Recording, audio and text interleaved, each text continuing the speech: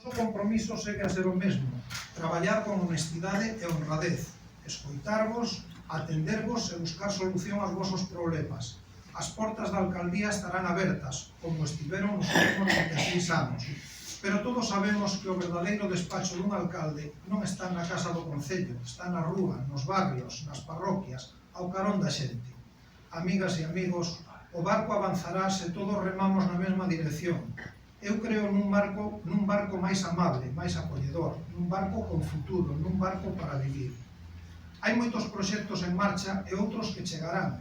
Non teñades ningunha dúbida de que o barco, o pobo, que se nos converteu nunha pequena cidade da que estamos moi orgullosos, seguirá recibindo o impulso que se merece. Pero para iso necesitamos a colaboración de todas as institucións. Quero dicirvos con claridade que non me temblará nin a voz nin o pulso para reivindicar o que lle corresponde ao noso pobo, ante quen sexa e onde sexa. E eu porei sempre por diante ao meu pobo, por riba de calquer outro interese. O barco, como capital de Valdeorras, ten que seguir sendo o motor desta comarca e como tal o defenderei.